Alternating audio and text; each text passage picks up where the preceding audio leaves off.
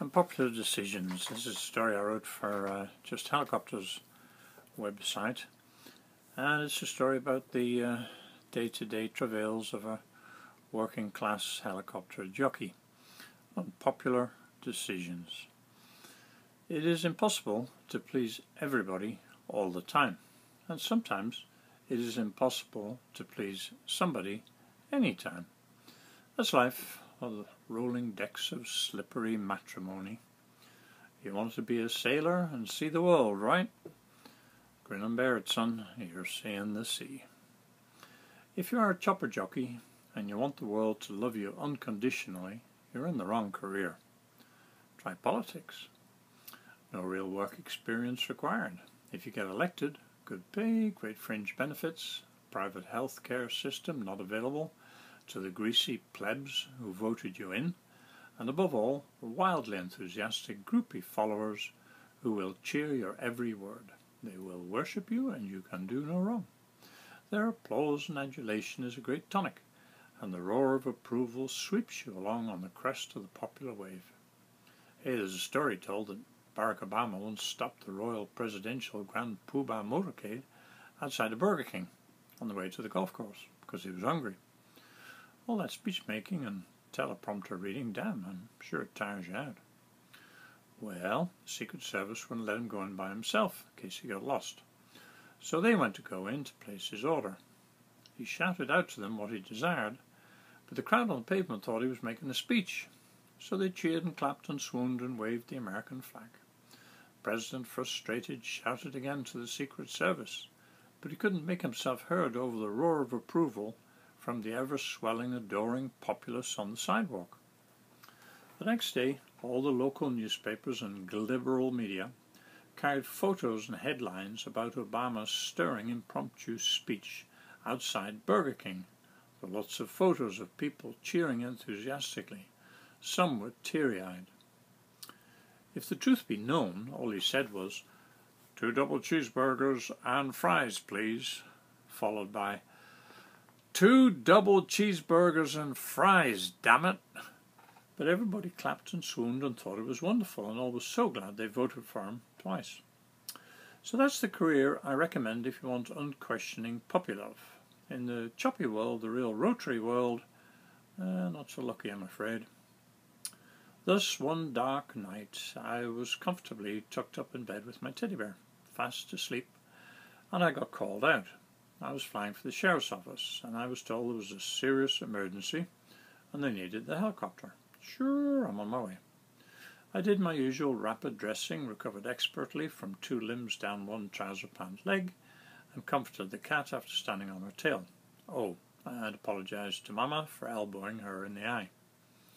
Soon I was racing through darkness to the hangar, where I found 2 of the patrol sergeants waiting impatiently, agitated.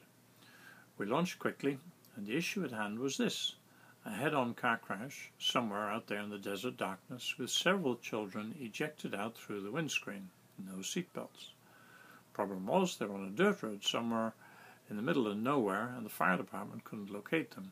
Meanwhile, the frantic 911 calls kept coming in. It was a dark night. Really, really dark. Low overcast, no moon, no stars. We had already applied for a so-called COPS grant for ANVIS 9 night vision goggles, but they were still a far-off dream. This was still Mark I sleepy eyeball. I tried to inquire what kind of area we were going to be searching in. It was a really large county. The 2 sergeants, one of whom had a large family of young ones himself, were focused on finding, not flying. Tunnel vision. I tried to drop a hint that this might just not work out. A 0 response. With misgivings, I flew along in the general direction. It was all right at the start. City lights, street lights, good orientation. I had a respectable amount of night flying under my belt, including in mountainous areas, and I searched in vain for some kind of natural lighting. Nothing. That damn overcast. Soon we left the town behind us, and it now started to get harder and harder. At first there was the odd house with maybe a security light, but eventually, and fairly abruptly, I was faced with nothing. Black. A void. 0 surface references. I turned around. Sorry guys, this is not going to work. No ambient light. Instant eruption. 2 emotional passengers. All sorts of classic EMS pilot challenge comments. We have got to get there. We have no choice. We have to find them. Somewhat tougher in mindset than I perhaps sound, my silent thoughts were ice cold. Yes, we do have a choice, and I'm not going there.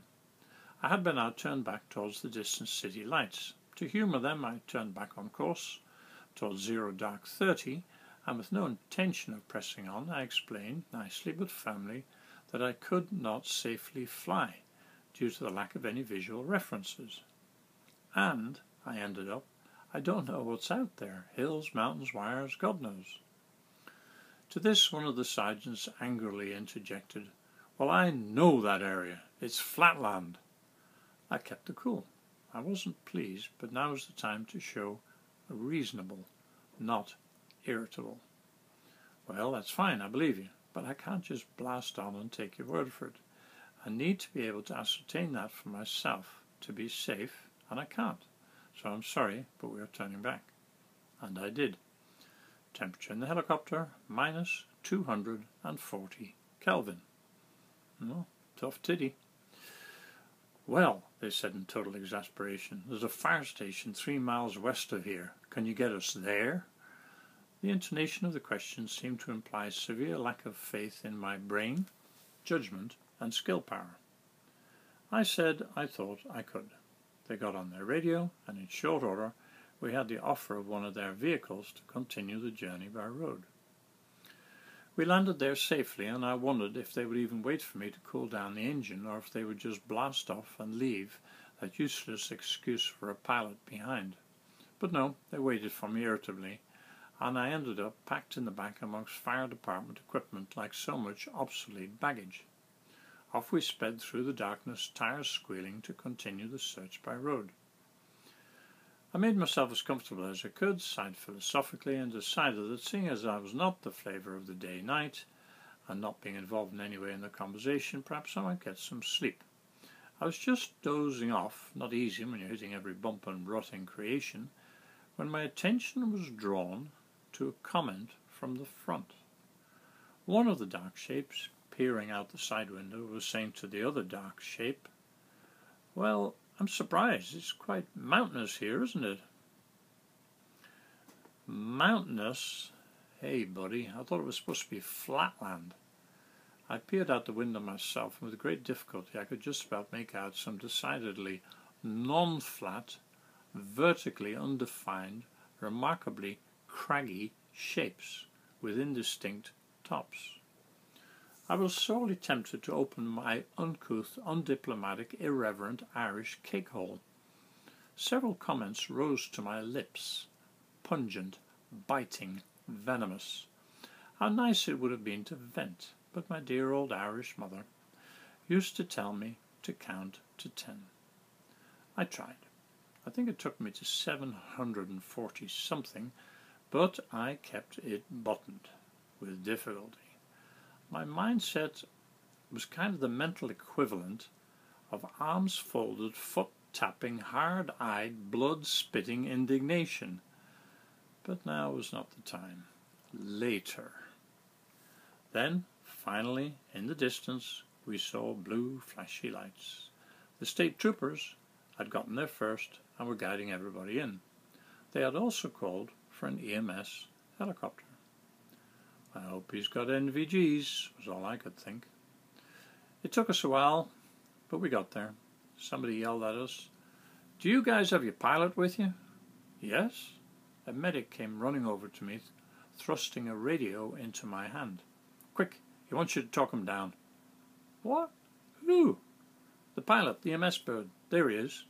I looked up, and there, high above us, and, hopefully, well above the unseen mountain tops, came the EMS helicopter. He started an orbit, presumably focused on the blue lights far, far below. I was dumbfounded. What do you mean he wants me to talk him down? It's pitch black out there. Doesn't he have NVGs? Apparently, the aviator over our heads did not. I stared from the agitated, breathless medic's face to the circling helicopter high above, and back again. Everybody was looking at me. Eventually, I found my voice. No. In fact, hell no. I have no clue what's out there. I can't see jack. No, I'm not taking responsibility for that. No way. Minus 240 Kelvin for the second time that night. It just wasn't my night to feel the love. Disgusted, the medic stomped away. He communicated to the EMS captain that the sheriff pilot was refusing to talk to him. Lead balloon. Then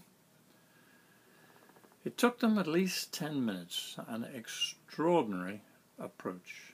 The EMS bird parked as best as he could vertically overhead.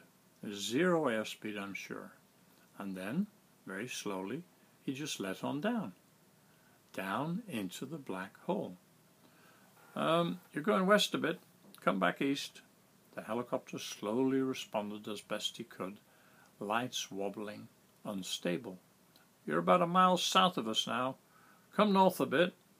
The helicopter slowly responded as best he could. Lights wobbling, unstable. Hold it, hold it. You're drifting way too far southeast. No, southwest, I mean. I held my breath. You could tell by the abrupt movements in the searchlight beam that some of the pitch inputs were hurried or rough. Not surprising. Coming down from a great height with zero airspeed, wobble wobble. And what's your rate of descent? How far do you know you are from the mountaintops, especially drifting off southeast, no, southwest I mean? Awesome. I wouldn't want to do that in a fit. What happens if something quits? What are you going to do now, Gunga Ding? No airspeed, no visibility, no clue what's below you, engine failure, tail rotor failure, settling with power, etc., etc. He made it. Patience got loaded. Off he went.